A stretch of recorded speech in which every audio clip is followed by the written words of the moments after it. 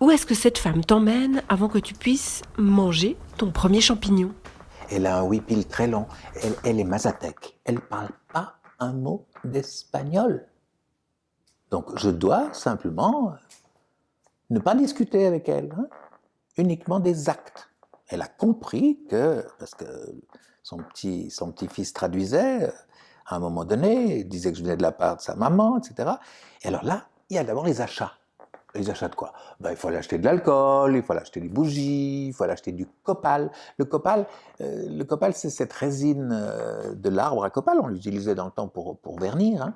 Or, quand on l'a comme l'encens, on peut le brûler sur un charbon de bois et ça nettoie, justement, ça fait partie de la limpieza. Il y a des feuilles pas possibles. Même moi, j'arriverais pas à savoir lesquelles, hein, mais comme ils ont la connaissance, elle en avait même dans son faux jardin, hein, parce que je fais une hutte avec rien du tout, 3 poulets qui, hein, il y avait le chat, le chien, enfin tout ça était... Et on s'est couché par terre, hein, sur la terre battue avec une couverture. Et là, il y a d'abord tout un rituel autour de moi-même. C'est-à-dire, pourquoi est-ce que je viens? Alors c'est vrai que j'avais déjà eu mon cancer, que j'étais en pleine guérison, en pleine convalescence. Donc c'est ce que je faisais tous les 15 jours entre 2 chimios. Donc c'est juste un épisode. Maria Apollonia, je l'ai revue plusieurs fois avant qu'elle meure, mais vraiment, elle avait compris, simplement en m'auscultant, en me lisant, que j'avais besoin de nettoyer certaines choses. Alors ça paraît étrange pour notre langage à nous, mais c'est très clair. Et à partir de cette lecture, il y a le nettoyage lui-même et on va le faire ensemble. Alors moi j'avais de la peine à la prendre au sérieux. Elle chiquait une herbe verte, elle avait des dents toutes vertes, et maintenant on se couche. J'ai compris qu'il fallait se coucher, qu'il fallait se mettre sous le...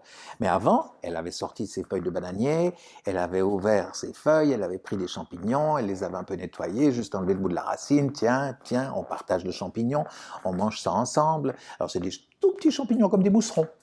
Et là, après, on s'installe, et puis un quart d'heure, 20 minutes, une demi-heure après, ça commence à voyager. Et là, ce qui est génial, c'est qu'en mazatèque, elle m'enguirlandait, exactement comme je le fais en ethno-résilience. Même ce matin, hein, j'ai eu quelqu'un qui me dit, ben dis donc, la dernière fois, j'ai failli ne pas revenir, parce que alors, qu'est-ce que tu m'as... Mais oui, je suis une caisse à outils. Hein. Donc, si tu crées quelque chose qui est contre toi, j'imite ce que tu fais contre toi. Donc, effectivement, ça peut être assez violent. Autant avec les hallucinogènes qu'avec l'ethno-résilience, il y a une certaine violence entre la caisse à outils que je suis et celui qui vit ce qui est négatif. Alors elle, tout à coup, elle me bourrait carrément. Et puis quand j'étais parti dans mon petit voyage intérieur et que ça fonctionnait, elle roupillait. C'est impressionnant de voir cette petite vieille là par terre. Et on a attendu jusqu'au matin. Et là, on sent l'évolution, puisque je fais...